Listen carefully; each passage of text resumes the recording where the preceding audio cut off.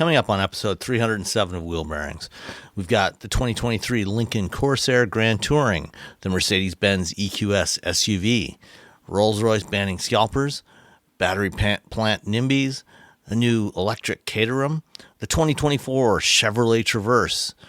EVs are piling up. The Hyundai Ioniq 5 with a simulated 8-speed DCT, and more coming up next.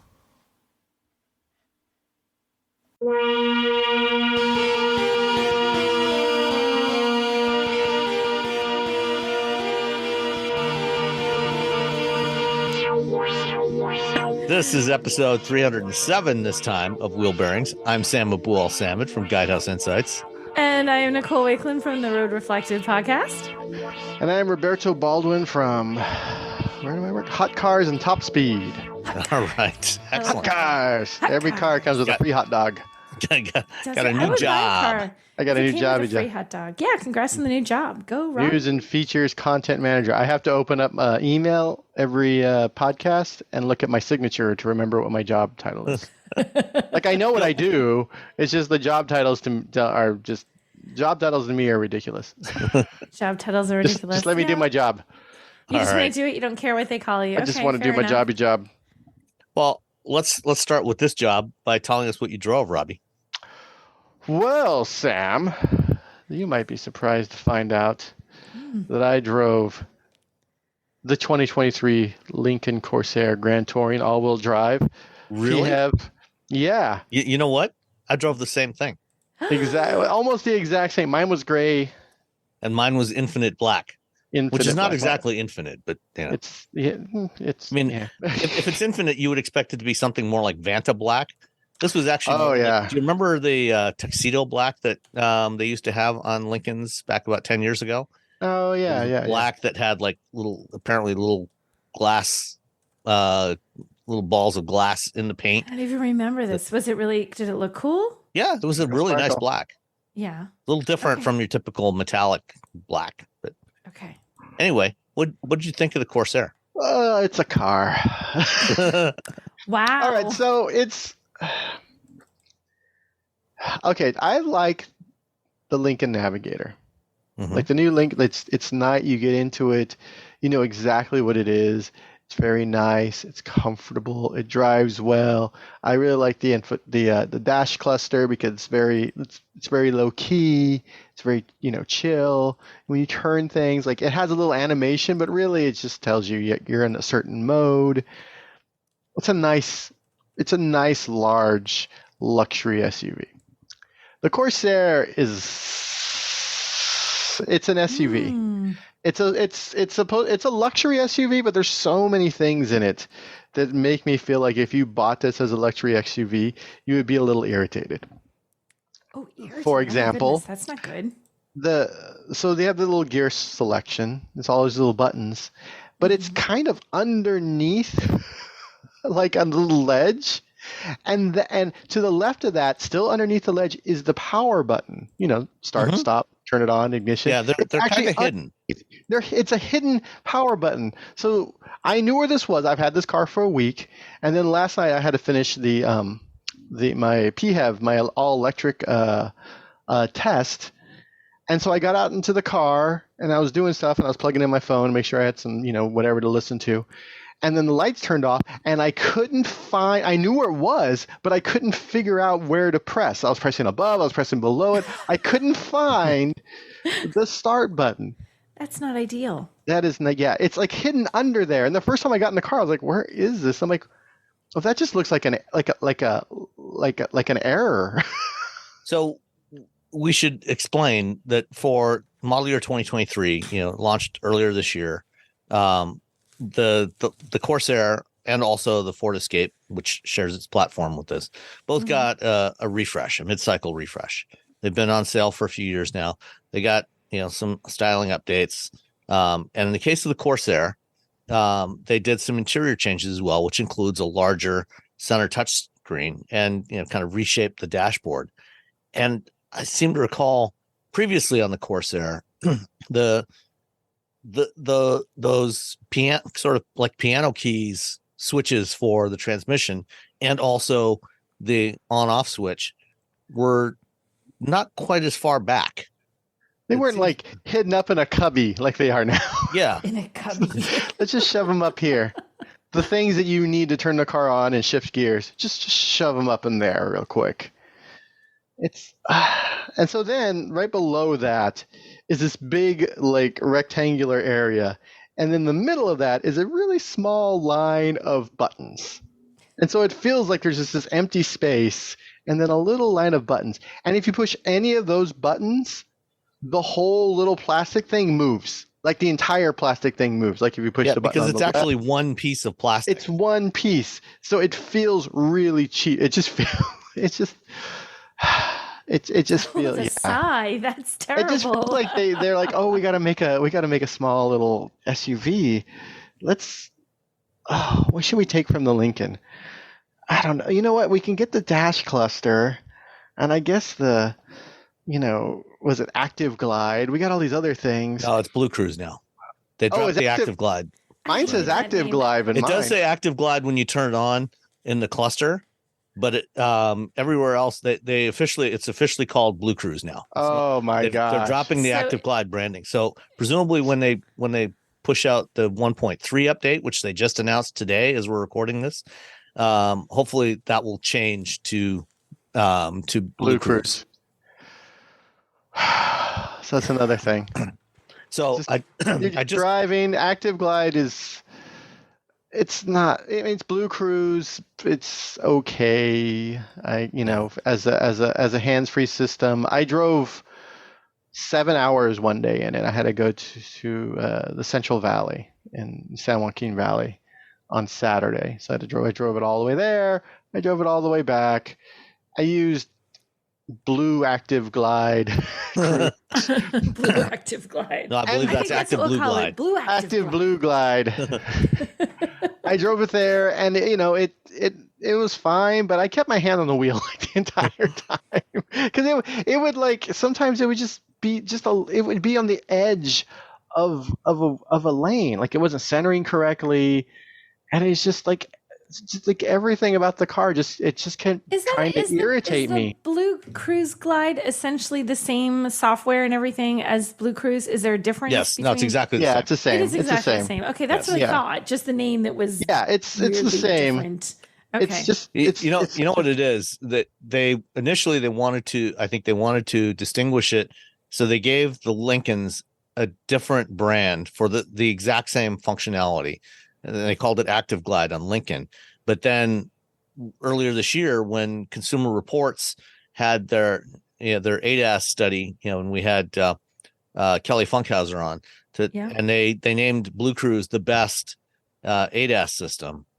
I think after that they decided, well, Blue Cruise has been named number one, so we got to use the Blue Cruise branding. So they switched it.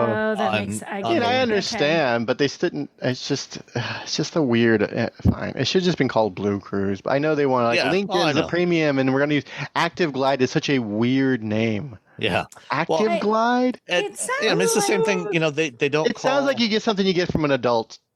Store. It's an adult store thing. What I went and got some Active Glide. We're gonna have a nice weekend. That's all I can think of when I hear that. I'm like, going to a nice movie. Ew, this is not what I want for my. What'd you pick up in Amsterdam? I got some Active Glide. Oh gosh.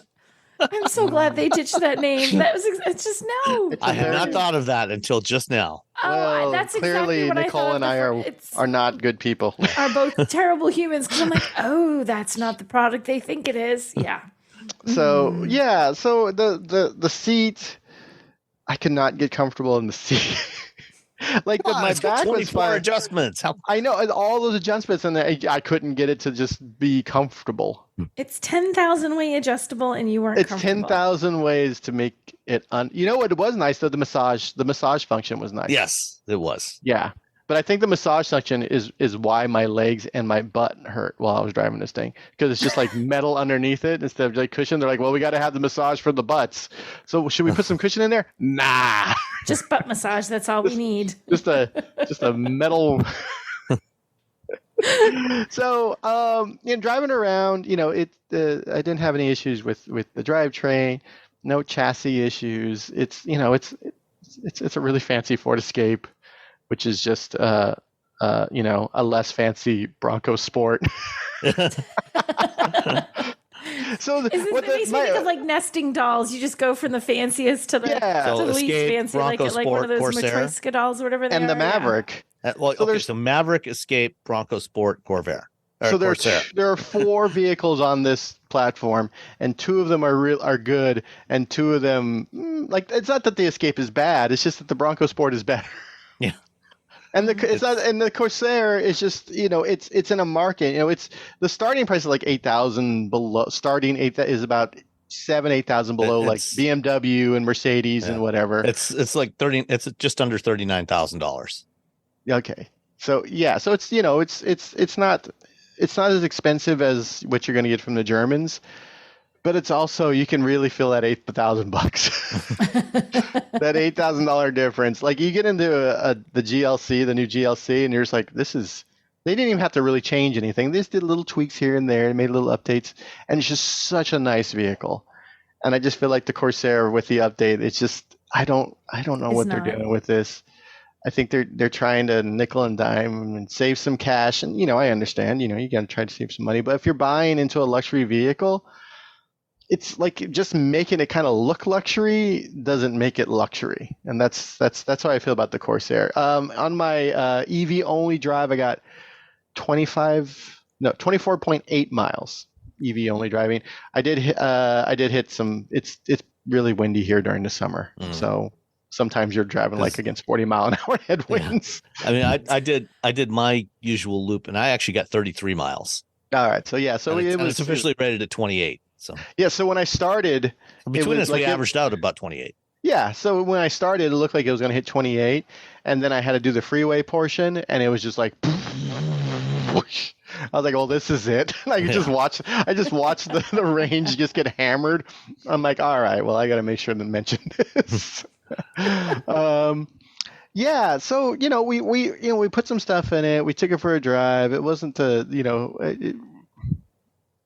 don't know. I just change the seats, fix that little weird cubby, and How did you like it, Sam? After I'm just sitting here just sad about it. Just to start with, I pulled up the a picture I took of the pre-refresh Corsair a couple of years ago. So when the plug-in hybrid first came out, and I tested it, and so part of the changes that they made to for this year is they went to a bigger center touchscreen. Like I said, they went from a 10-inch to a 13-inch center touchscreen. Previously, the stop-start button was actually up on top of the dash next to the center touchscreen, so it was very clearly visible. Boop. It was right there. Boop. But because they made that screen wider, now there was no room there for the button, so they moved the button down below. The piano keys for shifting are exactly the same as they were. They haven't actually. But they stick out. I feel like they stick out far enough where you're like, oh, okay, those weren't the issue. Yeah, it was just they were fine. But you're right. It felt like the start button is just shoved back up in there. Yeah, you're absolutely right. Like someone's trying to hide it a quarter from you. That's right. Yeah, and I did notice the same thing. The other thing that they changed in the interior is that the part of the console that kind of sticks out from there just below the shifter buttons. Yeah, it's now about probably about less than half as long, so it doesn't stick out nearly as far as it did before. And before, you had the physical controls for the climate control all on there. You didn't have this one little strip. So there was buttons for heated and cooled seats, and the where you wanted the direction of the air to flow, and the volume and tuning buttons were also on this little console thing. And they basically, what they did was, when they went to the larger touchscreen, it now has, along the bottom of that, there is a strip for the climate controls that is always displayed. So whether you're using CarPlay or Android Auto or the regular infotainment system, those controls are always there. It's now touch controls, but they are at least always visible. They never disappear depending whatever hidden. mode you go in. So they're at least consistent, even though you still can't do them by feel. And they got rid of that and made that, this little cantilevered console thing. They shrunk it down and just have that one strip with that, like you say, that single piece of plastic on there. You push one part and the other part, it's like a seesaw if you push the edges. Yeah. Well, did you ever use the BlackBerry Storm? Oh my gosh. No. It's kind not as bad as that, but kind of like that, because the Storm was BlackBerry's response to the iPhone when the iPhone came out. It was their first touchscreen phone, and they wanted to keep the tactile feel of the keyboard. So what they had was they had four switches underneath the touchscreen. So when you pressed on the touchscreen, it clicked. But you had the whole screen was literally pivoting and clicking when you touched it. It was terrible. It was just atrocious. Mm-hmm. This is not that bad, but it's still not great. Yeah, I mean, overall, it's fine. I think at $39,000, $40,000, the Corsair is okay. I think okay is a pretty good review of the Corsair. I mean, it's I think it's competitive fine. with it's competitive with like the Lexus NX and stuff like that. And they're in a similar price range. At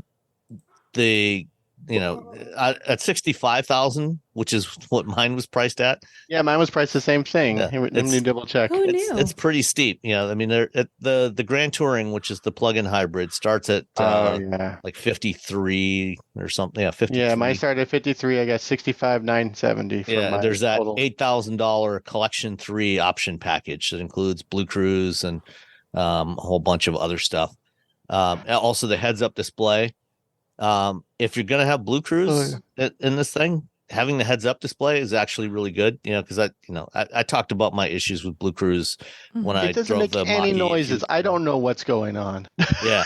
It makes no noises. It's too quiet. And the what it shows in the instrument cluster is still that predominantly blue color. Yeah, theme. everything's blue. It's just a little, and like the picture is like there's a picture of a steering wheel with your hands on it. That's when you come to get your hands on it, and then there's a picture of a steering wheel without your hands on it, but also like a glue a phantasm, some sort of something glowing behind. The waving hands that's going along with Robbie's description. It looks like it looks like there's walls on other side. It's like a graphic that kind of shows like when looking down at the car as it's driving down the road from you're above and behind the car, looking down at it, and it's like there's walls with spots on them on either side of the road, and it's flowing past and you're driving past these walls like blue flowy flames. Yeah.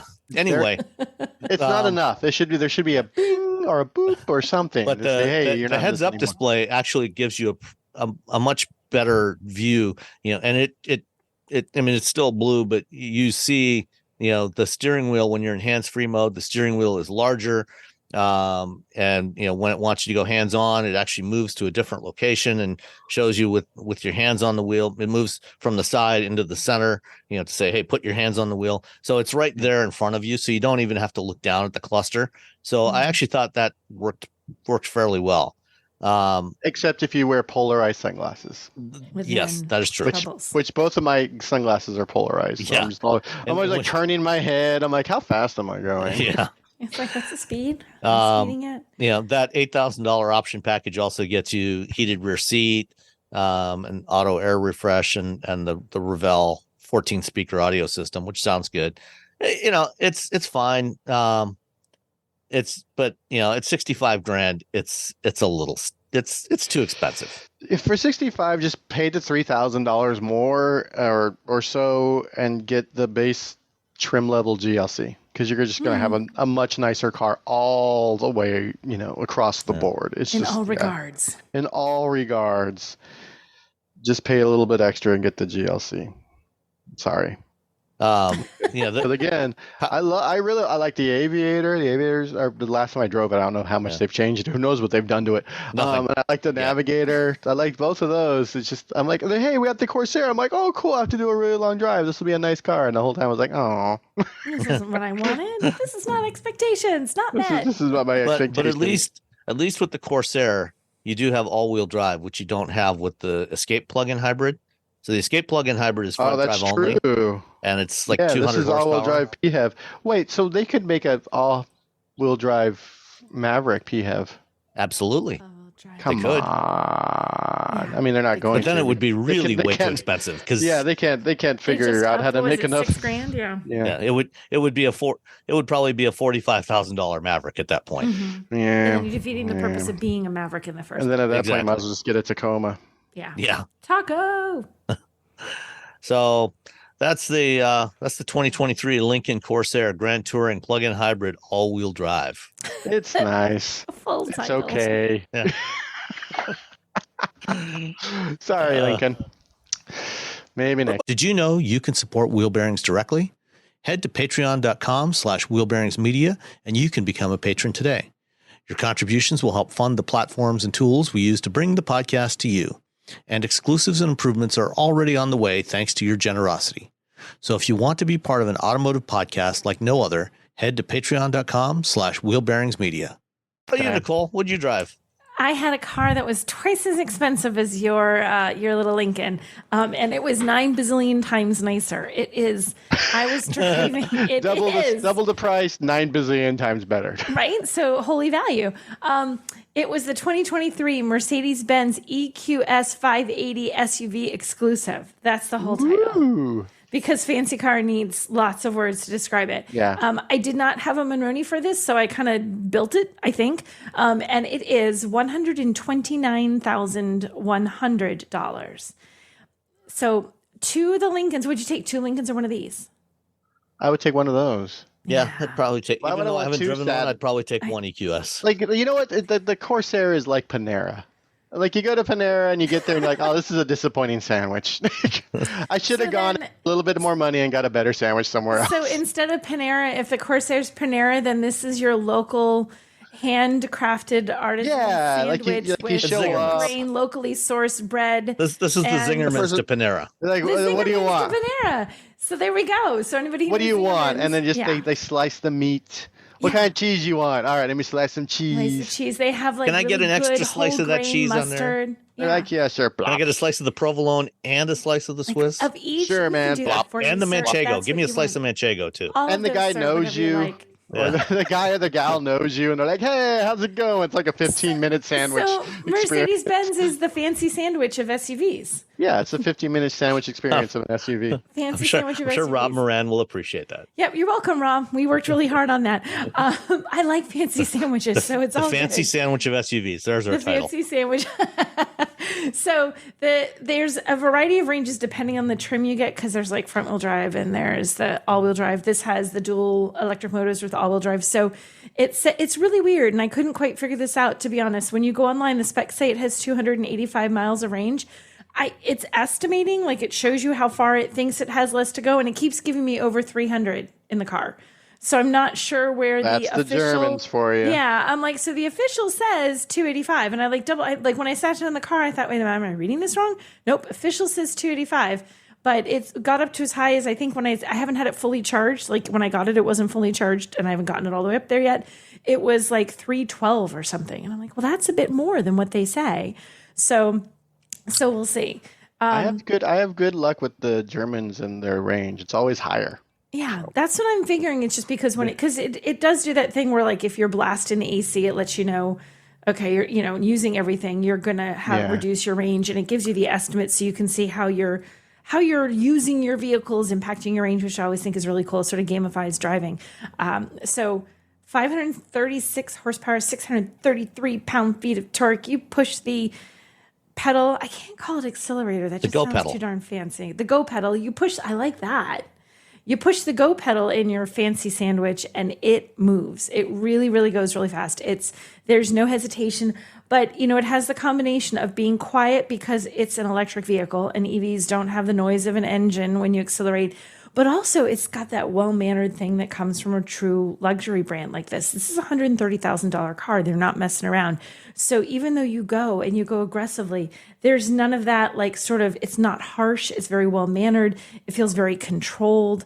It is a lovely car to drive. It is really, really nice to drive. And I don't know if, Robbie, you would like this better or worse, but like the seats, also very adjustable seats, and there's massage. No, the Mercedes seats are the best. There's like, I've driven to LA and back a few times, like during lockdown when I had to go down to Mercedes events. They would just give me a Mercedes to drive down there, and it was always a delightful experience. The seats, like, and here's the thing, you guys, the headrest in this, there's this traditional, like, sort of, hard headrest, but on top of it, there's a little pillow. It's literally a little pillow. You can unvelcro it and take it off if you want.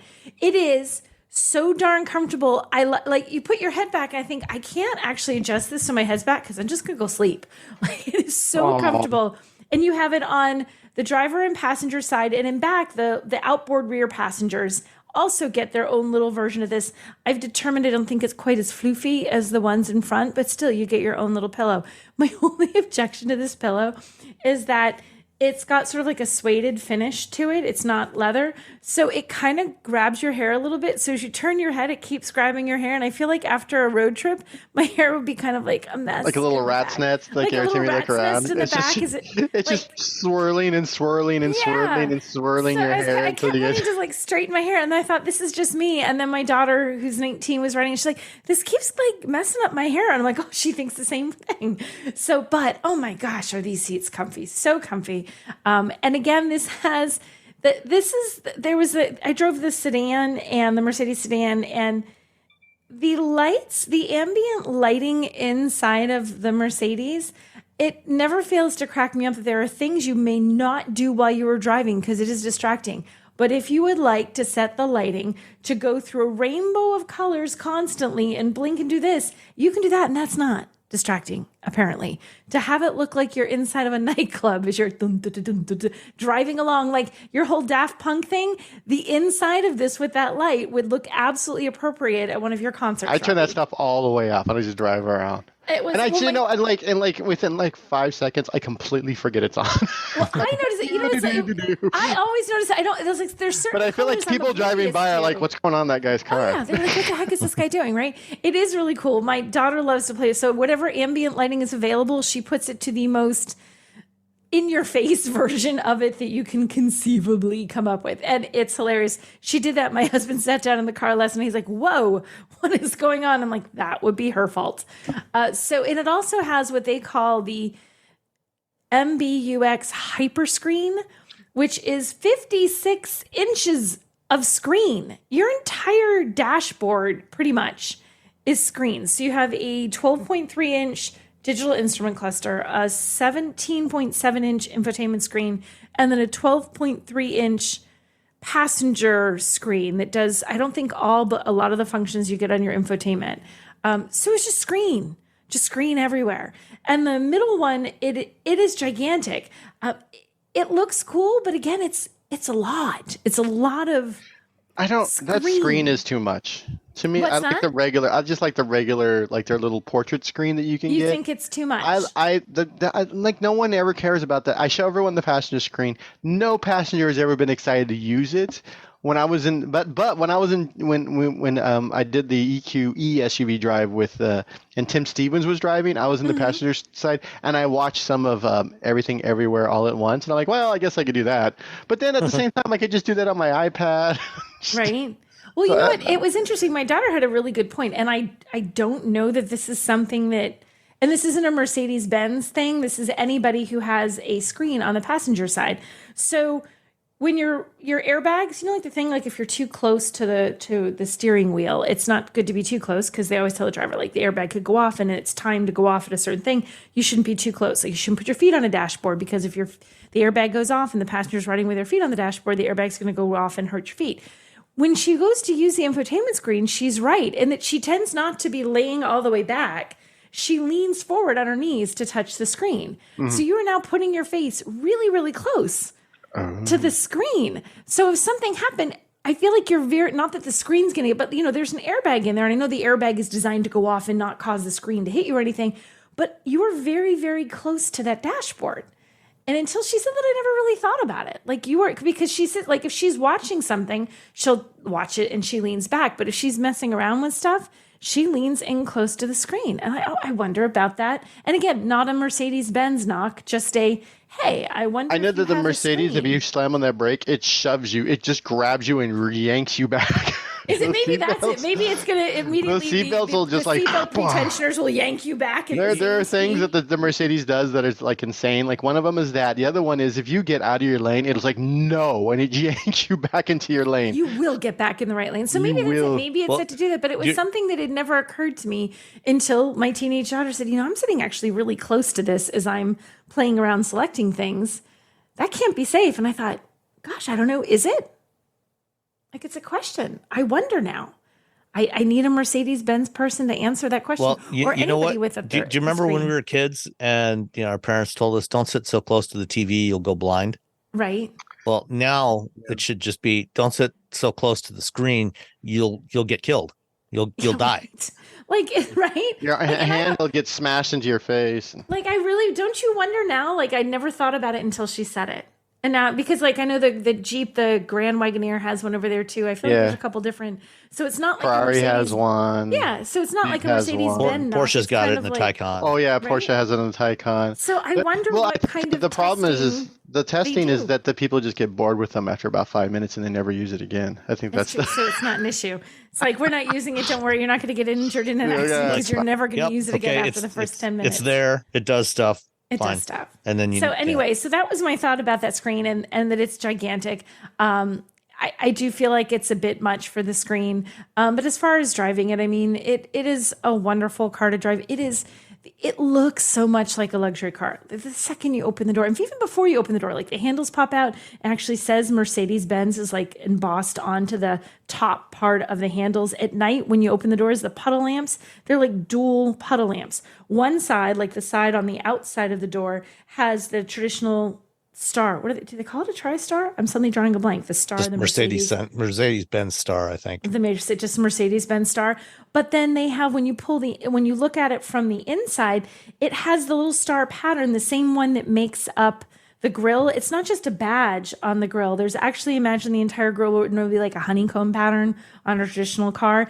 It's just a million little star, like not with a circle around it, just little star. All so I get really nerdy and I go say, my God, it's full of stars. It's full of stars.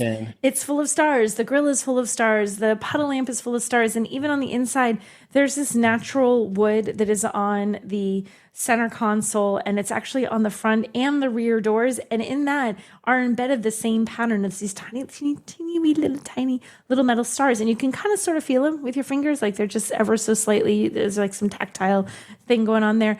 But like, these are all unbelievable details. Like you sit down and you think, holy cow, this is a luxury car, which I think when you sit down in a car that costs over $100,000, there should be no doubt in your mind before you've even hit the start button that you were sitting in a $100,000 car. If you can't tell, then they've done it wrong.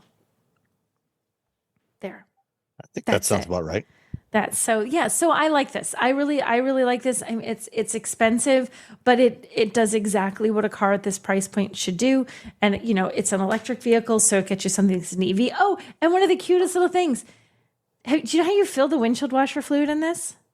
Little thing pops out. It's a little thing that pops out. Like it looks kind of like it should be like an EV charging port, but it's actually a little tiny port in the front. It pops open. It's on the right front fender, right? On the the driver's side front fender. Oh, the driver's side or the passenger side? I think it was driver's side. Driver's side.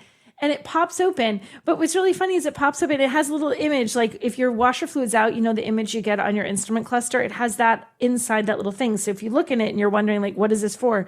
It has that same little washer fluid logo. But it kind of, when you look at it, makes me think of the little pod in your washing machine for fabric softener. Oh, yeah, don't put fabric softener in there. That's not what I'm saying. But that's exactly what it looks like. But you could. I mean, it would be bad. It would be bad in 100 ways. Not recommending this. But yeah, so it just like pops out. You put in your windshield washer fluid and pop it back closed. It's really kind of cute. I thought that was neat. So that's my thoughts on the very fancy 2023 Mercedes-Benz EQS 580 SUV exclusive. Oh, So I don't know why it's French. before we continue on, I remembered one other thing about the Corsair that I think justifies and we're its back existence. to the Panera sandwich. The Corsair, or at least the one I had a spare tire, which is extremely rare in a plug-in vehicle. Oh. So is that in one the back, point in when the you lift up Corsair's favor? when you go in the cargo area and you lift up the thing there on the floor, Yes. there was a spare tire there. I was shocked. Ooh. I did not expect to see a spare. That's a good thing. That is actually quite rare, in smaller plug-in vehicles. Usually all you get is an inflator kit, and this one had an actual spare tire. It was a mini spare, but it was a spare nonetheless. So good on Lincoln for that. Yes, good job, Lincoln. Spare tire. Woohoo. All right. Let's go into a few of the stories from this week. First up, Rolls-Royce. They have launched the Spectre, their first electric vehicle. Did either of you get invited on the drive program for that? No, I did not drive the Spectre. I got invited. I couldn't go. It's generally gotten pretty rave reviews. But as is usual with anything that is, limited in availability, and in some degree of high demand, to the extent that a $400,000 car can, have a lot of demand. Gosh, is that what it starts at? 400,000. Yeah, Ooh, baby. something like that. There are, of course, scalpers who buy these things and turn around and sell them to somebody else with even more money for, some ridiculous premium.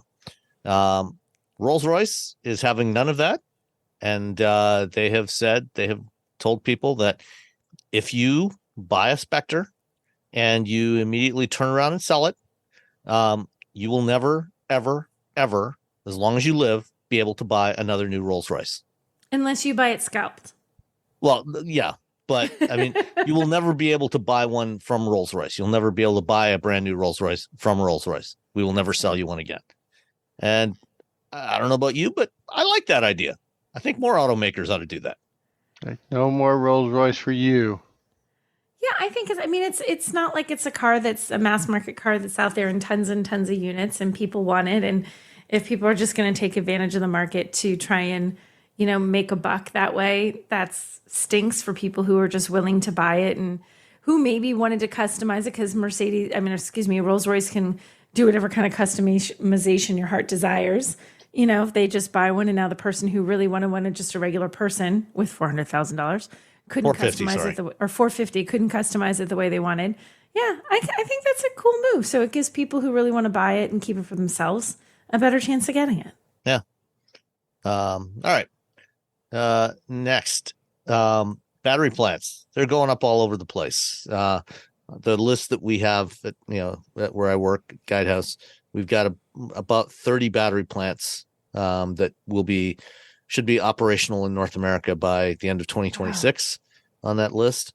And there's at least one of them that neighbors don't want it. They don't want one there. That is the plant that Ford is building in Marshall, Michigan, which is in near the Indiana border and over towards like southwest Michigan. And it's a small town, rural area. And there are some neighbors in the vicinity that do not want a factory with 5,000 employees in their area. They apparently don't want the jobs, and they are protesting and they're pushing back. They're trying to get a judge to block the factory. 2,500 employees, not 5,000, only 2,500. Oh, okay. Well, that's different. That's a horse of a different color. Yeah. Fred Chapman has a message for Ford, which is planning to build a sprawling factory on the outskirts of his town to make batteries for electric cars. We don't need jobs, he says. I mean, Fred doesn't need a job, apparently. Yeah. Hopefully he's not running for anything, because that is not a good plank for your platform. We don't need jobs. Fred doesn't need a job. Hey, I don't need a job. I don't know about the rest of you. Wow. Yeah. So this is what happens sometimes when automakers decide they want to go put factories in rural areas where people might be less inclined to want to unionize. And it looks like too, there's like they originally had like the parcel of land. It was 750 acres that's been available since like the 60s. So it's been empty probably for a really, really long. And then nobody would get it, but they need more. So that they actually got 2 adjacent parcels. They bought a ton of land. It's a big spot. 1,100 acres. Yeah, it's and that's not as big as the land that they bought in Tennessee for their factories down there, because they have both a battery plant and an new assembly plant going up in this place east of Memphis, Stanton, Tennessee.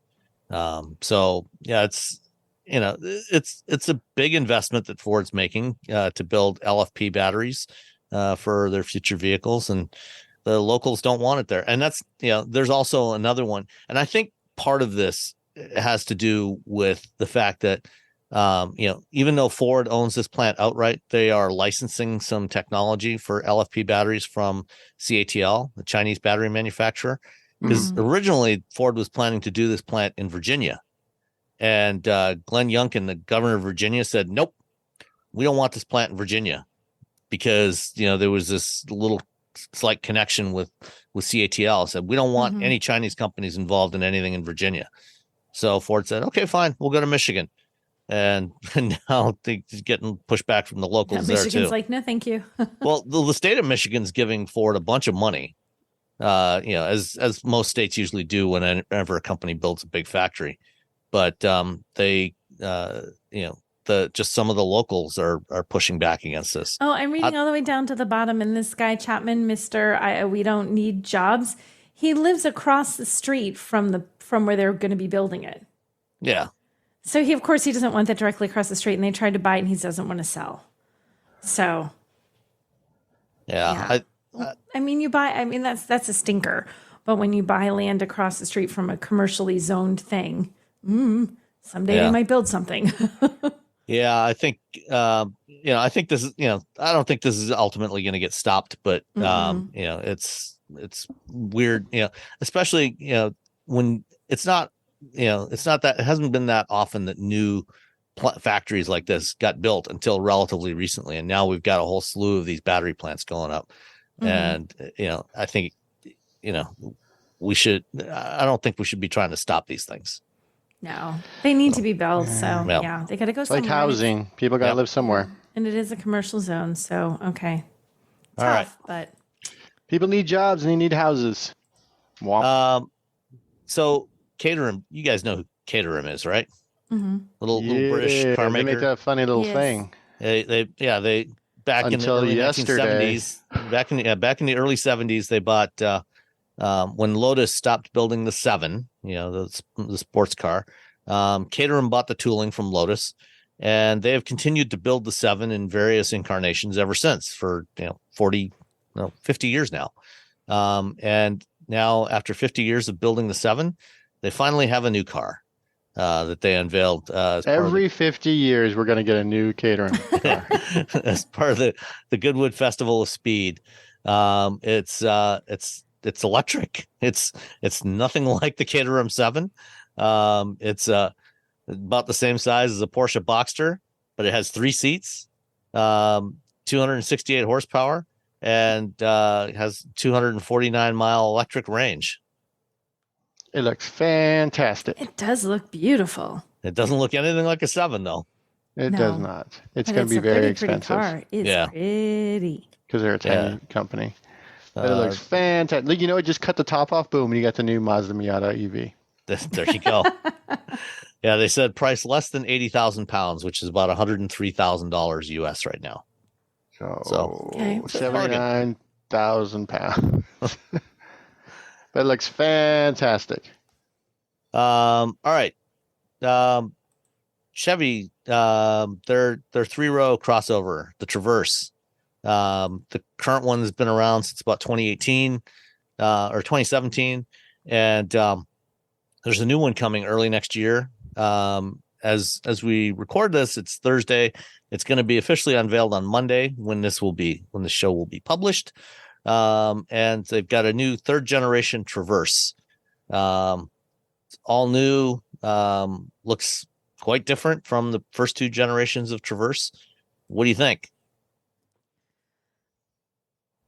Silence. It's fine. It's a Traverse. All the Chevy's SUVs look essentially just everyone we made the Blazer, everything's gonna look like the Blazer. Yeah, is sort of the deal, which is fine because I like the way the Blazer looks. It looks fine. I don't see any, 3-road people. It's a lot chunkier looking than before. I mean, it's basically the same size. But but the Traverse is like the car that you forget was made. Like I forgot about the Traverse. Like I'll forget about a Traverse like 3 seconds after we stop talking about the Traverse. I don't know why. It's just like, like oh yeah, the Traverse. Oh yeah, like it's a solid little SUV. It's pretty big actually. SUV. I know. I'm like those are the wrong word choice. I feel like it's a solid large SUV. Yeah, I mean, I was looking up the sales for this segment. The kind of upper mid-size, large 3-row crossover segment, and in 2010, which is about a year and a half after the Traverse was launched, the original Traverse was launched. It was about 380,000 units in the U.S. and that's for mainstream brands. This isn't doesn't include the premium versions. And over the last several years, it's been over 1 million. So I mean, this is a market that's grown a lot. It's got a bunch of new competitors like the Hyundai Palisade and the Kia Telluride, and upcoming the Kia EV9 and the Explorer, of course, and various others. And this is a big segment. And so this new Traverse is it looks a lot more truckish than before. It's a bit more like it's a bit burlier. It's more it's butch. Burly. It's more butch than the previous Traverse. That's the butch Traverse. It's the butch Traverse. But that's kind of a nice thing though, because so many the big SUVs, they're going towards trying to make them not look butch. It's either what I mean. They're trying to do this sort of like sleeker kind of thing. I mean, they're doing these more rugged trim levels of a lot of them. Yes, they do have the butch you got trim. the Pathfinder Rock Creek edition, right? And the Explorer Timberline, and the Telluride has one. I forget what it's called now, but they're all doing these off-roadish versions. And so new for this year for the Traverse is a Z71 trim, which has all-terrain tires and different dampers and a dual clutch all-wheel drive system. That should give a little better traction. That's gonna be so dope in the Costco parking lot. Yeah, exactly. Yeah, I'm gonna drive over this little cement stopper.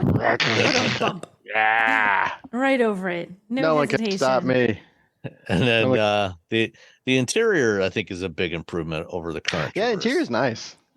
You can there's you can see where the start-stop stuff is. Yeah, it looks a lot like the Blazer EV and the Equinox EV, but with rectangular vents instead of circular vents like you have on the Blazer, and the same 17.7-inch center touchscreen. So it's the same size center infotainment screen as on that hyperscreen Mercedes. Hyper screen. It'll be a little bit less expensive. I don't know. I could be wrong, but I feel I don't know. Have you looked at the price of the Silverado EV? He was going to come in $128 cheaper. So anyway, we don't know pricing yet. It's going to go on sale early in the new year. One other big change is powertrain. The V6, the 3.6 liter V6 is gone, and the 2-liter 4-cylinder turbo is also gone, and now the only engine is a 2.5 liter turbo, which is new, which I'm pretty sure is a slightly downsized version of the 2.7 liter that they have in the Silverado and the Canyon and Colorado and a bunch of other vehicles. And it's 315 horsepower and 317 foot-pounds of torque. So should have decent performance. And they'll also have Super Cruise available in here. So should be pretty good. It goes on sale early 2024. So soon, not that far away, early 2024. Yep. It's already the middle of 2023. So yeah. But you and all your friends can go on a trip. You and all your friends. To Costco. You might go further. We talked a minute ago about battery plants, all these new battery plants going up. But apparently some automakers are having trouble selling the EVs that they have now, which is not good. Dun dun dun. They're apparently starting to pile up on dealer lots. So if you were thinking about buying an EV, you might actually be able to get a decent deal on one now. You might actually be able to negotiate, and you're not going to get ripped off. If that's like it, and it's because it's funny because people have been being ripped off for a while now, or just having these huge markups for such a long time. Yeah. They're so used to like either you have to wait or you're going to pay a heck of a lot more than what the sticker says. It would be nice for some people to not have to face that problem for a little while.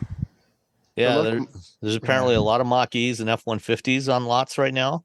No, I thought there was a huge wait for F-150s. I thought it was there was like, until they start jacking the price up.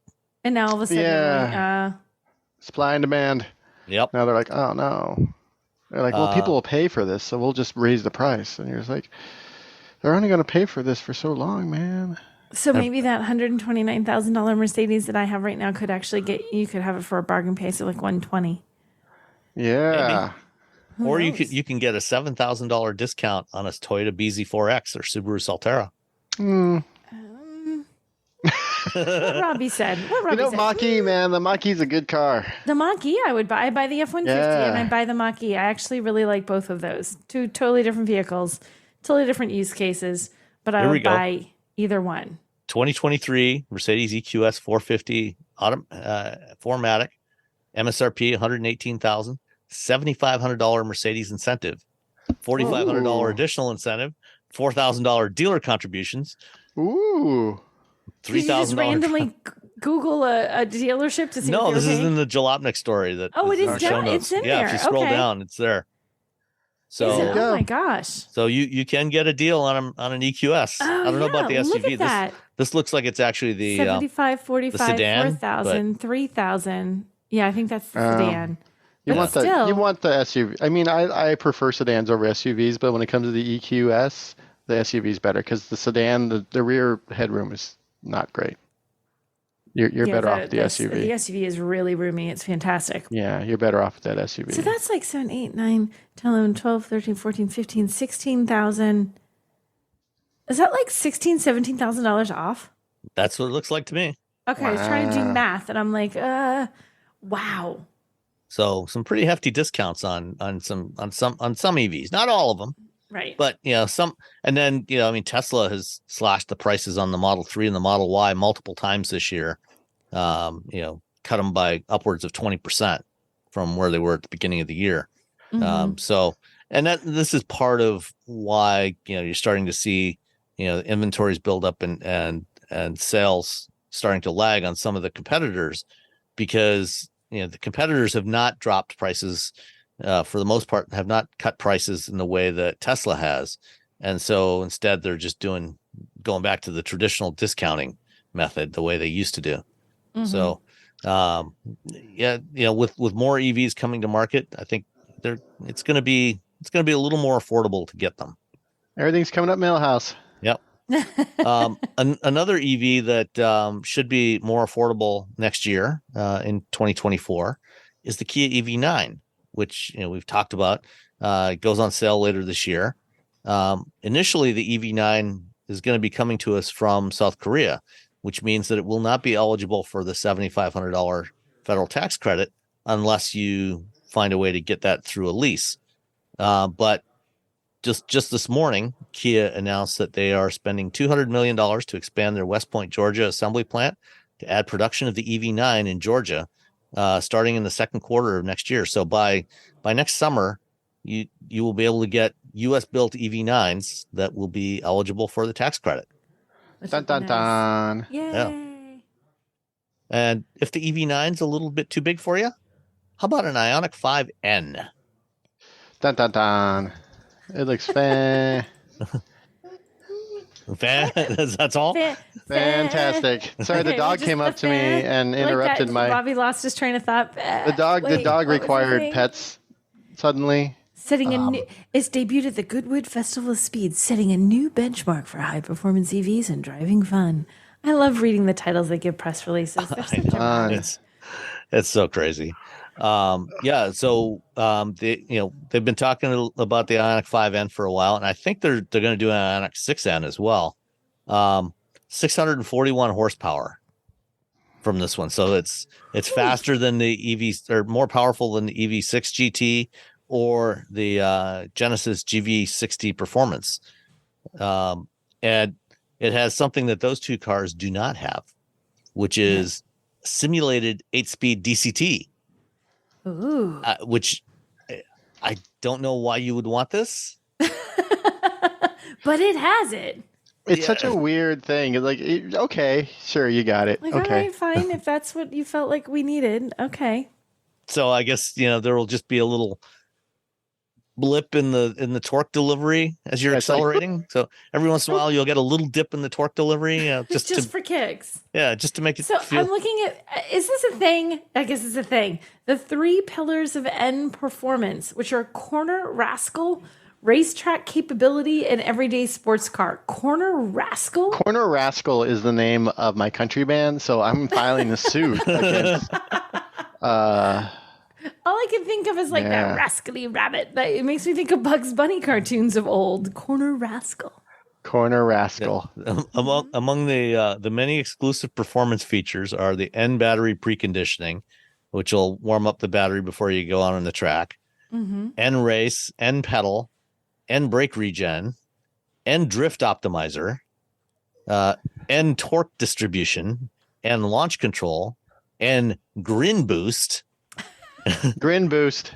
The and Lord. Active Sound Plus, which that makes the whole thing sound like it's got the Hyundai 2-liter turbo from the I think from the Elantra N, and then the DCT, with the N E-shift. I don't know. I think some of this is a little silly.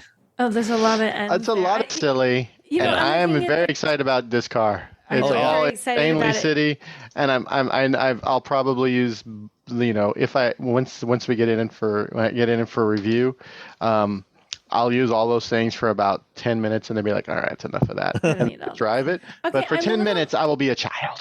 I'm a little disappointed that when I look at the colors, which all have lovely names, including something called Soltronic Orange Pearl, but there's no N anything. There's like N gravity blue or anything. There's no N in any of the color names. They put an N on every single feature of that car, but not one of those color names comes with Atlas white matte N, gravity gold N matte. Nope. But they do have opportunity. That performance blue that is the signature color of the N brand. But how cool would it have been if it had been performance blue N matte? Performance blue matte. It might be getting a little bit too long of a name for a color. Oh, because putting an N in front of every other single feature on the car was totally cool. All right. Anything else on the Elantra or the Ioniq 5N? No, I don't think so. I want the Ioniq 5N. That's the only thing I got. That's all I got. I just want it. I want to be driving it. Mm-hmm. I want to call friends. I want them to come over. I want to put my dogs in the back. I want to take band things with it. I really like the Ioniq 5, and I know that the EV6 GT drove so much better than it. And then now there's this. And Road and Track did a drive with it, and they were like, "This is the best performing EV." And I was like, "What?" Wow. That's So I trust Brian. I trust Brian over at the old Road and Track. Road and Track. If Brian likes it, it's good enough for me. That's not. Get the Brian seal of approval. I'll buy it. All right. Well, I spent the day today with Magna. They did their summer tech day, and we spent the morning at Hollyoaks ORV Park north of Detroit, and then the afternoon at their tech center in Troy. And this morning we got to drive prototype electric Jeep Gladiator with Magna's E-Beam electric axles. So Magna has designed a solid axle with an integrated electric motor and gearbox on there. And they had 2 of these on the Gladiator, one in the front, one in the back. And we got to drive around on the ORV park in this electric Gladiator. And it was really good. It was really, really good. I want to say something about the Gladiator, just completely off track, just to mess up everyone's day. Every time I see the Gladiator, I'm like, oh, is that the what was it called? Comanche. I'm like, oh, I saw Gladiator today. I'm like, oh, look, a Comanche. Oh, no, wait, no.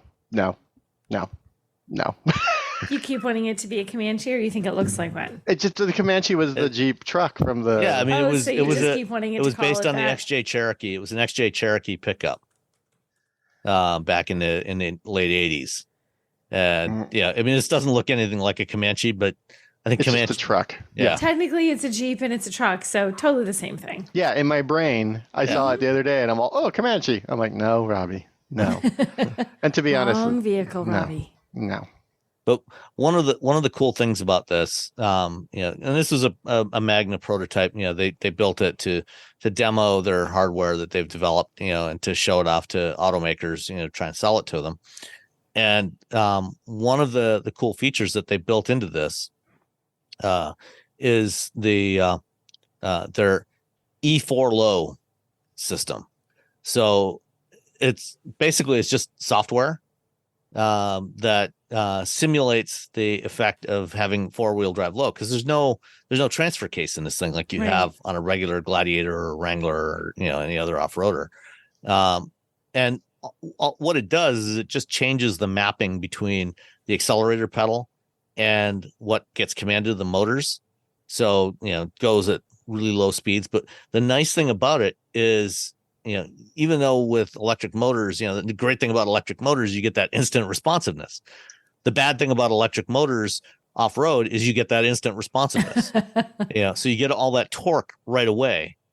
And that's what happened when we were out in Utah, when I drove the Wrangler out there, when it slid sideways on that hill, because I was driving it in electric mode. And so, I got on the accelerator, and even though I didn't stomp on the accelerator or anything, it just gave it that instant shot of torque. And then the wheels slid sideways because I was on, I was on a slope, off to one side, and it just went sideways down the hill. And with this one, because it modulates, it makes it a lot easier to modulate that torque delivery with your foot. So you can be a lot more gentle with it when you're in conditions like that. And, we drove it around and drove it up, this, kind of a simulated version of the same thing, that had been built there. They had this hill that was paved over to make it as if it was a big rock in the desert, like the one we climbed with the Wrangler. And it's much easier to drive that way when you put it in that E4 low mode. So this is going to be one of the really interesting things about, getting electric off-roaders, is having that kind of capability. That's sort of like the ability, like when you read the 4xe, you realize just how you have this direct, attachment to the road, where when you're driving an ICE vehicle, you're like, okay, unless you're driving with a manual transmission, there feels like there's like a little delay, and you're like, okay, let me see, okay, now I'm moving. All right, now, yeah. and even when it moves, you're not getting all the torque at once. With an internal combustion engine, it builds up. So I think this will be better. It'll be a lot easier to drive. It is, of course, a fair bit heavier than a gas Gladiator. This thing was about, little bit. Yeah, it's about 6,500 pounds, I think they said, for the prototype. And I think that's about let's see, curb weight for a V6 Gladiator Sport starts at about 4,700 pounds. Rubicon's about 5,000 pounds, and this was so about 1,500 pounds more than a current gas Gladiator Rubicon. So it's a little bit heavier. Rubicon. But hopefully that'll get lighter. Yeah. We saw a bunch of. Yeah, they just sort of built it. Yeah. Yeah. They threw it together just to test it out. So they showed us a whole bunch of stuff, but one other thing I want to talk about is they demoed their alcohol detection system. How's that work? In the infrastructure bill, one of the things that was in there when that was passed a year and a half ago is a requirement that NHTSA implement a regulation, that all new vehicles will have to have a system that could detect a drunk driver and prevent them from starting the car. And so the system that Magna has come up with has got an air quality sensor that they've got right now for development purposes. It's mounted on the side of the steering column, and driver monitor system, the infrared cameras like we have for Blue Cruise and Super Cruise and things like that. And the air quality sensor, when you breathe in the vicinity of it, it will detect alcohol molecules in the air. So it's a built-in breathalyzer. It's a built-in breathalyzer. But what if someone with you in the car is like really drunk? So I asked about that. Because I don't drink at all. Yeah. But I'm sober. I'm a designated driver for like everyone else. And so if everyone's super drunk, then I'm like, sorry guys, you got to walk. Yeah. Everyone hold your breath. So this is why they have the infrared driver camera. So they're using both. So even if it detects alcohol that might be from somebody else in the vehicle, it's also looking at your eyes and your face, your head position and things like that. And it's looking at the responsiveness of your pupils and all this stuff, because there's all kinds of things that characterize when somebody is impaired. Also looking for things like drowsiness. Or any kind of if you've got having some sort of medical emergency, and so even if the air quality sensor detects over a certain percentage, if it detects clearly that you don't appear to be impaired, then it tries to avoid false positives that way by using the two sensors together. All right. It also asks you if it knows you, and then you say, you don't know me. Then it's like, no, you're not allowed to go anywhere. Yeah. No. Do I know you? You're like, yeah, sure. You know me, car, whatever. It's fine. But if you reply, you don't know me. Yeah. It's over. Walking home. So that's still in development, but it'll probably be coming in the next few years to your car. You'll have to breathe on your car to prove to it that you should be allowed to drive.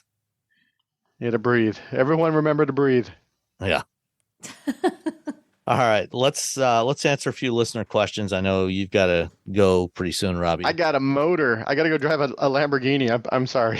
Okay. Oh, wow. I feel so sorry for you. Whatever, Robbie. Well, I also have like three things. I also have two more articles to write, but mostly I have to drive the Lamborghini. I feel so sorry for you. Whatever. All I heard was I'm going off to drive a Lamborghini. So Lamborghini. Right, are you taking off right now then? No, like we can answer some reader questions. Okay. Or listener questions, not reader questions. So one of our patrons, Steven, wrote to us and said, Wheel Bearings team, I've been a subscriber to the major print magazines for decades and a longtime listener of multiple automotive podcasts. I just wanted to say that Nicole's description of a muscle car as, quote, a little bit obnoxious with a bit of grrr is among the most brilliant pieces of automotive journalism I've seen. It's clear, concise, and perfectly captures the emotion that makes these otherwise hard to define cars special. Non-gearheads can understand it, and the phrase is a joy to share. Thanks for all you do, and best of luck on the road ahead.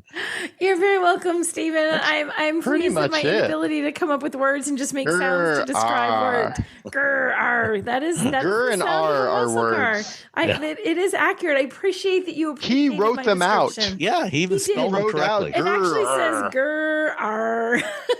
Those are words. Thanks, Stephen. All right. Next up from Rick from Utah, also a Patreon supporter. Thank you to all of our supporters. Woo-hoo! We appreciate you. My pets appreciate you helping them buy pet food. Rick says you do a great job. You talked about what you do in your jobs, and I appreciate all your hard work. Thanks. Although I'm a little bit envious driving all these cool cars. No, I'm just going to drive a Lamborghini. Yeah, right. I mean, last week I was driving a VW Taos. That's a fine car. That's not a cool car. All cool cars. Some of them are. They're not all cool. They're fine. Some of them are like, what? This is good. Wait till you hear what I'm driving this week. Is it a Lamborghini? No. GR Corolla Morizo. Oh, that's right. You said that is a cool car. That's better than my car. I'll trade you the Lamborghini for that GR Corolla. It'd probably fit better in the GR Corolla. And the GR Corolla. I had the Urus. I had the Huracan a few Urus. weeks ago. So they're like, "Hey, you want the Urus?" I'm like, "Sure." Anyway, Rick had 2 questions. I purchased a Mach-E all-wheel drive extended battery a year and a half ago. Absolutely love it. I purchased a Ford Level 2 charger, but with all the news about new charging stations and NACS charging, when I'm out and about, will there be adapters? So when I need to charge, I can just pull the adapter out to charge my car. So let's answer that one first. Okay. Yes, eventually, probably. There should be adapters. All the automakers, including Ford, have promised adapters coming next year when they start adding support for NACS. And so there's a bunch of companies that will probably be building these things, and they should be available within the next 12 months, probably hopefully by the early part of next year. And then there's also a handful of Tesla supercharger stations with the Magic Docks, which kind of have the adapter built in. So that's that shouldn't be a problem. And there will also be CCS chargers, which may or may not work around for a long time. And then next question, Nicole, I need your help. My wife's lease is about to expire on her Toyota RAV4 XLE. A little background. We live in a small town about an hour out of Salt Lake City. So when we go to the big, quote, city, we have to drive through a pass. We start at 4,698 feet, go to nearly 6,000, and then down to 4,000 feet in 10 miles. In the winter, when we have doctor's appointments in the, quote, big city or do big shopping, it can be crazy. My wife has fallen in love with the torque and power of my Mach-E and would like something similar. So whatever we get has to be all-wheel drive. I usually do all of the background work and then give her informed options. Then she makes the ultimate decision. Would an EV or a plug-in be better? Do you have any recommendations? Nicole, what would she like? Would something like a plug-in Sorento have similar power? I'm doing my research and scheduling test drives soon, and I'd like to use the charger I already have. Tesla is out on her RAV4. Her RAV4 has 17,000 miles on it after 2.5 years, and my Mach-E already has 20,000 plus in a year and a half. You can see whose car is being driven to the big city. We're empty nesters and presently petless. Kids live out of state and visit once or twice a year. Okay, so I'm trying to remember what I'm frantically taking notes as we're reading through. They drive the Mach-E to the big city right now. They drive the Mach-E to the big city right now, and that is a really that's a fun. I mean, EVs always have a little more kick, that sort of acceleration is right there in an EV. So you're always going to find that more in an EV than you are in a gas car, even like the plug-in hybrids. I mean, you get it, but depending on how hard you're hitting the gas, and once you get up there, now you're on gas. You're not using the EV part of it. Unless you're buying a McLaren. Yeah, unless you're buying McLaren, I'm thinking that's probably not what you're looking for in the winter through a pass in the mountains outside Salt Lake City. I'm trying to think, guys, does the EV6 GT have all-wheel? What does that have? Yeah, it's all-wheel drive. All-wheel drive. Because that's actually what pops into my head. If she's looking for something. EV6 GT, wow, you're going all in. You know what? Yeah, let's do it. I'm saying that. An EV6 GT with winter tires. And the reason I'm saying that is because they're driving the Mach-E. They like the Mach-E better than the RAV4. So if she wants something that has a little get up and go and feels a little more the Mach-E has that performance sort of vibe to it. So does the EV6. And if I'm remembering, the regular EV6, but the EV6 GT is a little bit more fun. Yeah. So I would my first thing that pops to my head is EV6, or if you want to do the EV6 GT. That's my thought. What's your thought, guys? I'm fine with there's Mach-E's piling up on dealer lots. You can. I know. This is if you want another Mach-E. You can get a Mach-E GT. The Mach-E GT is all-wheel drive, but you already have a Mach-E. Don't get the same car twice. That's weird. I would say Mach-E, except they're driving one. But I'm like, okay, so they're driving a Mach-E. That's the kind of thing that if they like that better than they like the RAV4, then the EV6 GT is what pops into my head as an EV, because you're already okay driving an EV. You already know that you're comfortable taking through the pass, and then it does okay, right? So, and it charges super fast. There's that. Oh yeah, there's that. The 10 to 8. What I'm trying to say, 10 to 80%. I don't have the numbers at hand, but 10 to 80% is stupidly 18 fast. minutes. It's 235, 236 is the charge rate. Right. So So you can charge that it's pretty quick. fast. So it's not like you're going to be sitting around waiting forever once you go through to the big city for the shopping. You can charge it pretty much back up in no time. You got plenty of cargo space in there. I mean, if your kids aren't with you, hold down that back seat. Because you don't have to worry about the kids. And then for the 2 times a year or whatever, or once or twice a year they're in town, if they need to ride with you, you still can put people in the back seat of that and it's comfortable. Like you would want to do it all the time if they were always with you, but you put a couple of adult kids back there, you could definitely do that. It's got enough room for cargo. And it'll work with your existing charger. Exactly. So you don't have to worry about changing that out. So if that's not on your list, I would put that on your list. Or I mean, you put it. How about a Hyundai Ioniq 5N? That would. Well, that's not out yet. Yeah, I don't know what the date is. I'm assuming right next year. But he also said the Sorento, like a plug-in Sorento, has similar power. I feel like you would. I like the Sorento, and I think the plug-in is good. But I don't feel like it's not gonna have nearly as much power. It's not gonna feel as strong as the Mach-E. No, it's not gonna. And that's where I was. That's what's informing my decision here. Is like if she likes the torque and the power of the Mach-E, then I would go with an EV6 GT or EV6 even, but I would say EV6 GT. My only issue with the GT is it only has like 200-ish miles, like very and low, what's the, like 2 or something. Yeah, but they've only put 17,000 miles on the RAV4 in 2.5 years, and it's only this is a 10-mile drive into Salt Lake from there. Oh, is it only 10 miles? I thought it was 10 miles. Oh, get the EV6 GT. Why have we been talking about this? Big elevation change, but it's only over 10 miles. So the range I don't think is going to be an issue. EV6 GT, but have her drive that. EV6 GT. He does go on to say, after listening to the show, I bought snow tires and switched between the tires for the seasons. Yay. Excellent. Very, very good. Good job. We had record temperatures and snowfall this year, and we've never felt more safe driving with our weather changes. We lived in Southern California for 50 plus years. We moved up here to Utah. Neither of us have experienced driving in the snow, but listening to your show, we bought tires and it really helped us.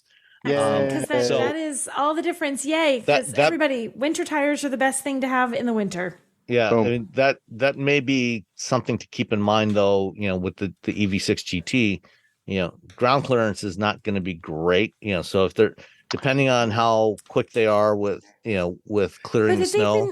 They've been doing it in the Mach-E, right? And I don't think the Mach-E ground clearance is it's probably not much different. Is it that much different? It's not like one's really SUV height and one's really sedan height. They're both middling. So you can see the hand motion I'm making for in the middle. So I'm all about the EV6 GT. Oh, Robbie's leaving us.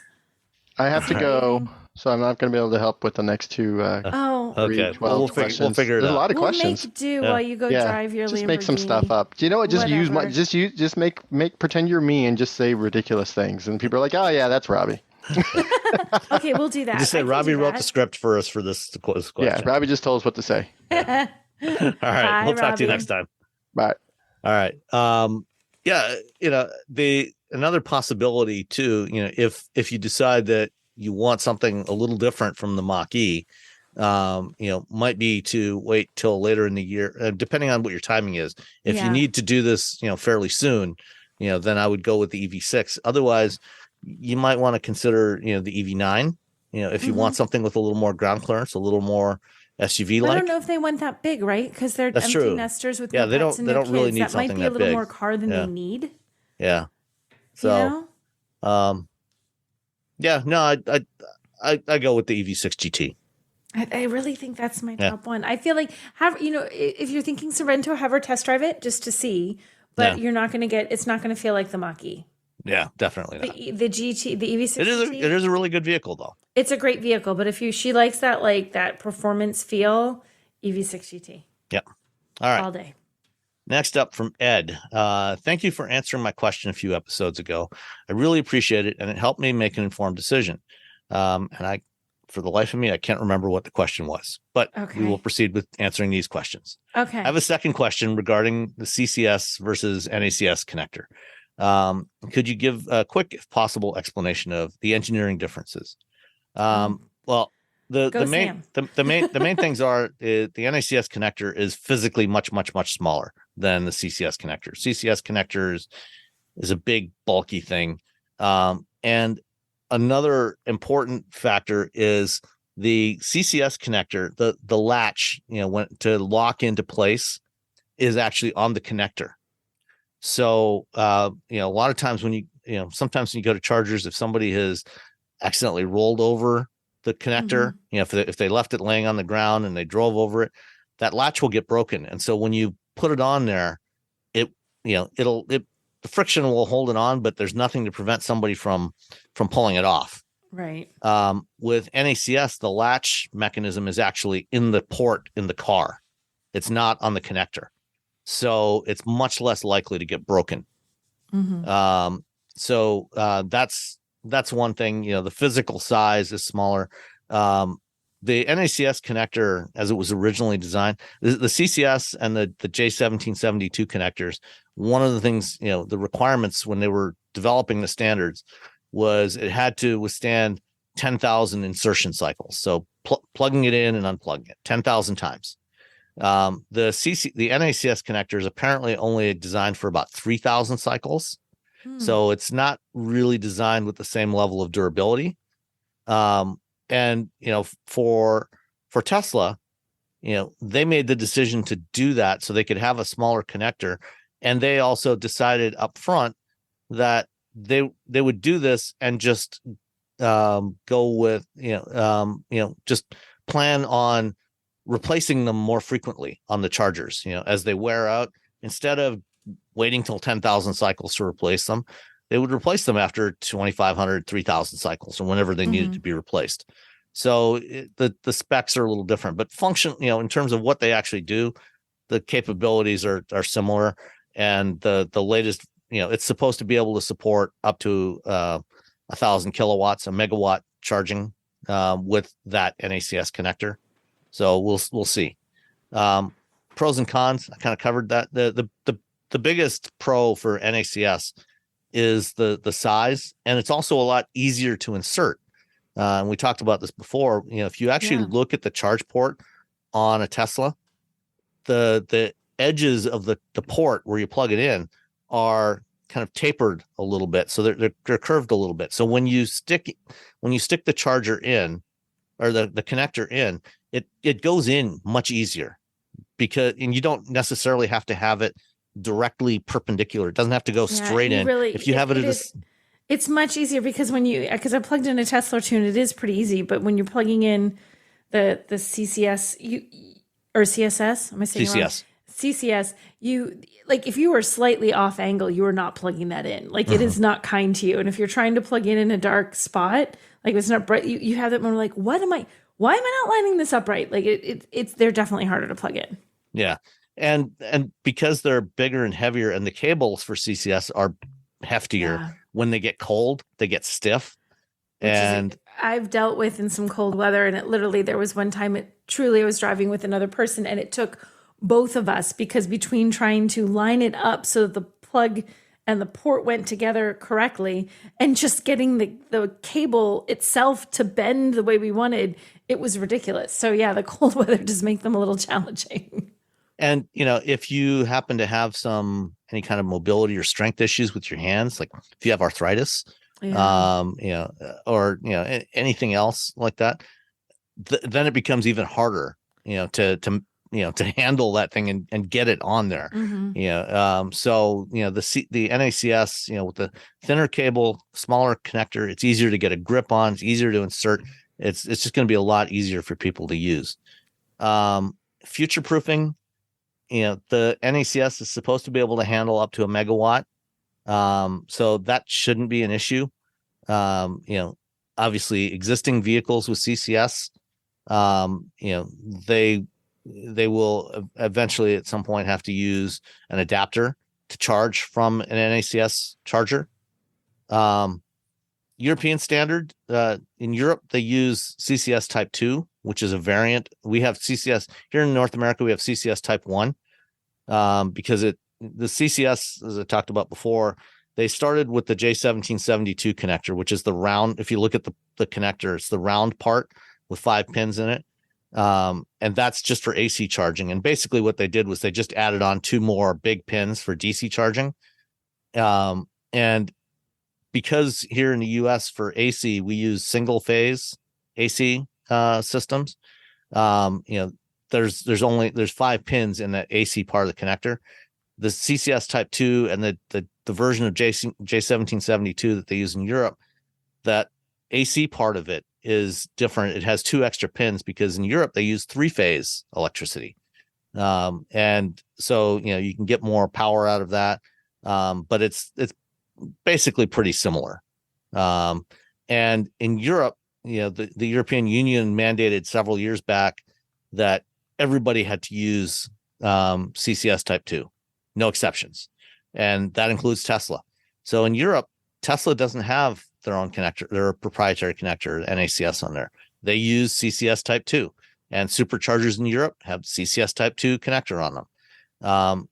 Same thing in China. China has a different standard called GBT, and Tesla uses that just like everybody else. The only place where they use their proprietary connector has been in North America. And it's really not that much of an issue because I don't know about you, but I don't usually drive from Europe to North America very often. Not often. It's a little tricky. It's a tricky thing to drive. Yeah. And not very many people drive from North America to China. So, cars, also tricky. vehicles tend to spend most of their life, in one region. Right. And so as long as any given region is, standardized, and that's hopefully what we'll have here now with NACS, then it's not, it doesn't matter. Moving to NACS is just going to make it weirdly more like other countries, even though we're not having the same standard. We just have a standard. Yes. So to have a standard is nice as opposed to having willy-nilly options for what your car might be doing. It will definitely simplify things. Why is this happening now? Is this all driven by Elon? Not entirely. I mean, he obviously wanted others to use the superchargers because that means he makes more revenue from charging people for electricity.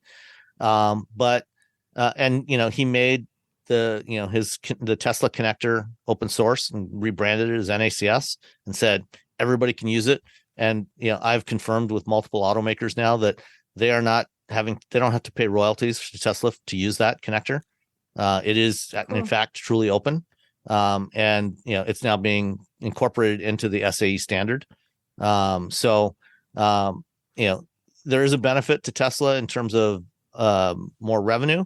But really the real reason this is happening is because the other automakers have decided that they're fed up with the poor reliability of everybody else's chargers, and they want their customers to have a better charging experience. Because really, at this point, we've had endless conversations about how the fact, like Tesla or hate Tesla, their charging network is the most stable one out there. You can pretty much walk up to a Tesla charger or drive up to one, and you're going to get exactly what you expect. You go up to other charging networks, they're in weird spaces, the connectors are broken, the charging rates are off, or they don't break. Those kinds of things, those super frustrating things, kill the EV experience for people and can dissuade people from getting an EV altogether or push them towards Tesla. Well, if they're using the same thing as Tesla, now that particular problem is removed. And that's just good for all the automakers in terms of you can buy our car and use that same charger your Tesla does. That's a good thing for everybody. Yeah. And, the big unknown, or one of the many unknowns at this point actually, is whether Tesla will remain as reliable as they have been, because a lot of the reliability problems we've had with other networks has actually been software issues, because with a gas powered car, when you stick that nozzle from the gas pump into your car, the pump is not talking to your car. It doesn't care what car it is. All it cares about is there's a nozzle there or there's a hole there that this nozzle fits into, and it's flowing gas until it hits the stopper, until the neck fills up with gas, and then it stops. With an EV, the charger and the vehicle are constantly talking to each other, negotiating, okay, how much power can I send you? How much electricity can I send you? How fast can I send it? And so there's this constant communication going on. And when you've got a lot of automakers doing their own software on the vehicle side and a lot of charger makers doing their software on the charger side, there are inevitable incompatibilities. So far, Tesla has not had to deal with that because they've controlled both sides, the car and the charger, and they do, they have the same software in all their chargers, the same software in all their cars, and they talk to each other, and it's easy. Once you have a whole bunch of other companies trying to use Tesla chargers, will that still be the case? Will the software still be compatible? Who knows? We'll just have to wait and see. We'll have to wait and see. Yeah. So it might get worse for Tesla or not. Hopefully it won't. And then question 5B, is this push to change about using the Tesla charging infrastructure or just the physical connector itself? Both, as we've kind of already explained. Mm-hmm. Given that the cables at the Tesla chargers are too short for anything other than a Tesla, what does this mean for these stations? So this is one of those unknowns. Unless you happen to drive, let's see, I guess either something like Hyundai or Kia or Genesis EV, where the charge ports are on the rear corner, or maybe a Rivian. It's on the rear corner. Is it on the rear corner on the Mercedes? Yeah, it's on the rear corner on this one. Yeah. So on some vehicles it won't be a problem. Others it will be a problem. Going forward, Tesla has started to roll out in a couple of locations in Europe their version 4 charger. It's their next generation charger, which is higher power. They don't have any in the US yet, but they'll probably start rolling those out eventually here as well. Those apparently do have longer cables on them because they've already been opening up the charging network in Europe to non-Tesla vehicles for over a year now. And so I would imagine that going forward, as they replace the cables, they'll replace them with longer cables. So hopefully that won't be a problem. Yeah. I know it's a long multi-pronged question, perhaps isn't ideal for feedback. Well, too late for telling us that just now. No, we should have read that first. Dang it. I just really appreciate the history and engineering aspects that you talk about in a non-technical way. All right. Sid Polk wrote actually a couple of weeks ago, and I didn't put it on here yet because I was trying to find out the answer. He said, when I was a kid, lightning struck a pole near our house and the surge destroyed our TV. When I was just out of college, lightning struck a pole and the surge through the phone line destroyed my roommate's modem and PC. Do I have to worry if my car is plugged in during a thunderstorm? Okay, I'd like to clarify first, nobody needs to live near or with Sid because apparently he's struck by lightning a lot. So just consider your roommates carefully. But go ahead, Sam. Yeah, good point. Actually, one of my neighbors down the block, a tree, two of my neighbors, because the tree was in between their houses, last summer got struck by lightning during a storm. Oh, goodness. And it was like, I don't know, like midnight, 1 o'clock in the morning, and we were in bed and I heard this really loud. I mean, I heard the thunderstorm, but then I heard a really loud bang, and the tree had gotten struck and the whole top half of the tree was basically destroyed by the lightning. Yeah, lightning's bad. It's really bad. But for what it's worth, automakers have thought of that. They are aware of the issue. And I've confirmed with a couple of different automakers that they do have surge protection built in to their charging circuits. Okay. So if your EV is plugged in during a storm, if the charger gets struck or the cable or the vehicle, generally if the vehicle gets struck by lightning, it's usually not a problem because your car has rubber tires on it and it's grounded. So it's usually not a problem. It's going to be more if your charger gets struck by lightning, but they have thought about that, and they've got a lot of surge protection built in to try to mitigate the impact of any kind of electrical surge through the charger or through the cable. Obviously, depending on how much power there is from the lightning, it could still potentially damage the vehicle, but they've tried to mitigate that. I feel like that's the case. Even like, if you have surge protectors on your things in your house, like you're probably protecting them, but every now and then they don't, depending on how lightning hits. There's only so much power you can absorb. Right. So like you're probably pretty safe, but nothing's perfect. And, a vehicle or a charger can be replaced. You can't be. So, correct. Stay out of the storm, stay inside if there's a thunderstorm going on, and if you can, stay away from your vehicle. and hopefully everything will be okay. Finally, Neil wrote in to say, interesting that you guys were accused of anti-Tesla bias, but considering that there are many manufacturers, each with many brand lines, each with many models and trim levels that change up every year, it seems to me that Tesla's few models with no advertised 20XX change up makes Tesla an infinitesimal fraction of available news items. So any significant airtime to the podcast would be out of proportion to their fraction of the total news universe. I bet if Tesla were to have new models and change things up every year, maybe it would be noticed more. Enjoy the show, Neil from Morrow. Well, thank you for that, Neil. You're right. I mean, Tesla doesn't do the usual model changeovers like other automakers do. Right. They actually change up their vehicles far more frequently than most people realize, but a lot of those changes are under the skin and you don't see them. Like I was at an event at a company here in the Detroit area called CareSoft about a month ago. They're a benchmarking company, so they do vehicle teardowns. Actually, they tear down other stuff too, but they're an engineering services company, and so they will get vehicles either that they purchase or that companies, their client companies, bring to them and say, we want you to do a teardown of this and analyze it and give us the results. And among the things that they showed us, they've done a bunch of teardowns on EVs, including they've done 3 teardowns over the last 3 years on Tesla Model Ys. They had one that was built in 2020, one that was built in 2022, and one that was built early this year. And from the outside, but when you look at them, when they're all put together, they all look exactly the same. You cannot tell the difference between them. Right. There's no styling differences or anything.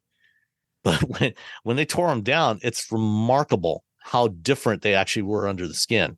The one from 2020, you've probably heard about these giga castings. Basically, they're large die castings that Tesla has started using in their structures. And the one from 2020, the whole front structure was still made up of a bunch of steel stampings that were welded together in the typical way that most vehicles are built.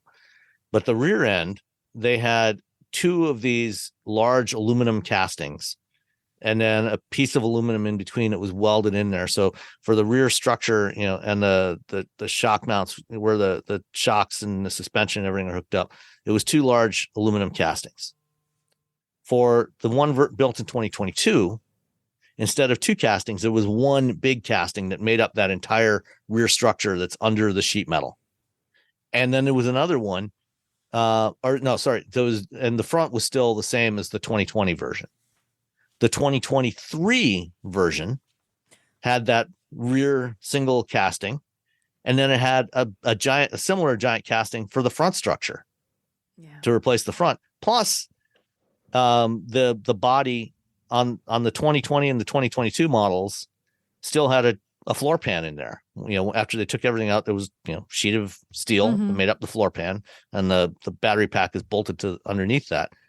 The 2023, which was built with their new structural battery pack, had a big hole where the floor should be. There's no separate floor, because what they do, and I'll include a video in the show notes when Monroe and Associates also did a teardown of one of these. And basically the battery pack now makes up the floor, and the seats are actually bolted to the top of the battery pack. So when you put the car up on a hoist and then you lower the battery pack down, all the seats come down with it. They're actually attached to the battery pack, which is the floor of the car. That's so freaky. there's a lot fewer pieces in this thing that go into, so it's easier to assemble.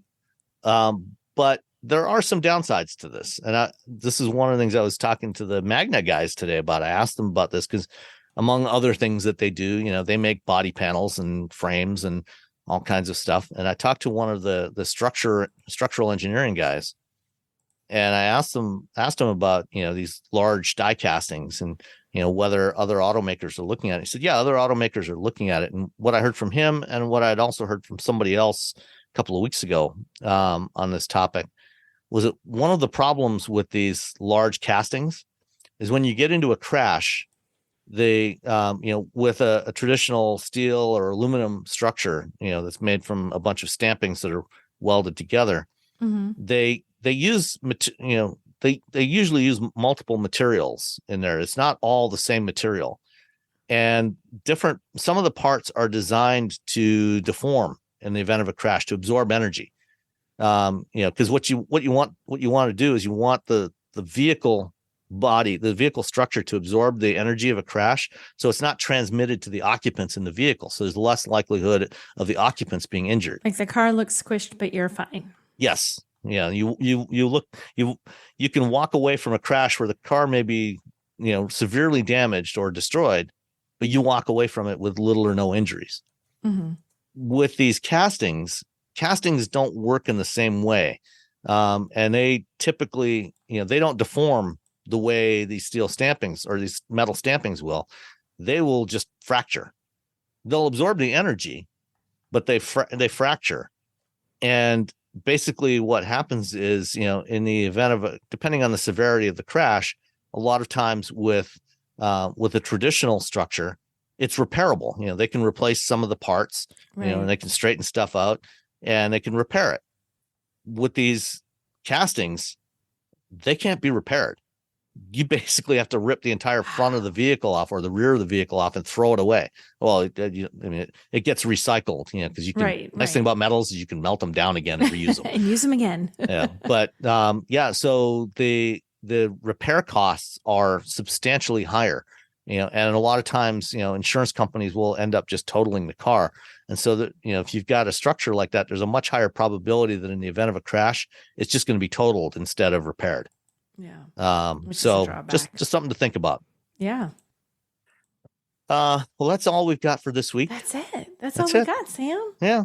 Did we do good. Okay without Robbie? Should we say something goofy? Blah blah blah. I'm tall. Blah blah blah. Cars are small. He's all gangly, and his arms are flopping around all over the place. Blah blah blah blah. Okay, there. He doesn't fit into anything because he's so tall. My band stuff doesn't fit. Okay, I think we got it covered. Okay. All right. Bye, Thanks, everybody.